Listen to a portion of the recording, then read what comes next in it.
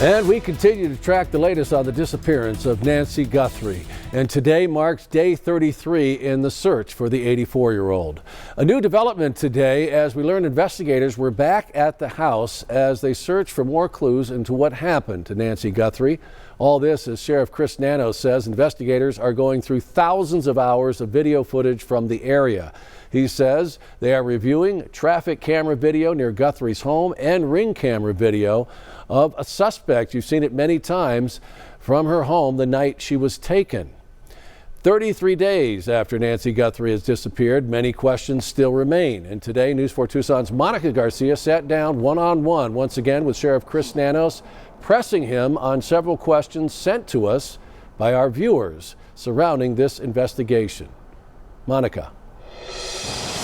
Yeah, Sean, all of us know at News 4 Tucson we've been getting hundreds of messages on our social media pages, emails saying, what about this? Or ask the sheriff about this. And so today we took the most common questions and we did ask the sheriff. And one of them I want to point out is the most recent one, and it's a 911 call that was made the night Nancy Guthrie disappeared. In the call, the dispatcher talks about a woman screaming out the window, hollering for help, and this was within miles of Nancy Guthrie's house. Let's first take a listen to that 911 call. It's going to be at Oracle and River. The caller is advising they saw a female out of a vehicle window screaming. Then it went northbound on Oracle. The vehicle was a dark gray or blue Chevy Malibu, no plate. All right, so back out here, a lot of people have been asking about this specific call, and for good reason, right?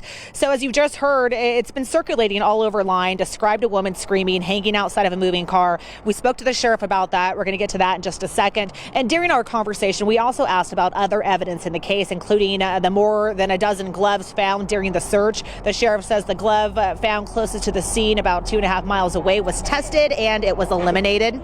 Other gloves found farther away, he said some 6 to 7 miles away, those are still part of the investigation. They're just not priority. They're still getting tested. So let's get back to that 911 call we asked him today about to see if they had investigated it. Take a listen. So there was a 911 call of a woman overheard screaming, hanging outside of a car the night Nancy was taken. What's the update with that? We're aware of it. We found those individuals, interviewed them. It was a domestic violence situation that had nothing to do with this case at all.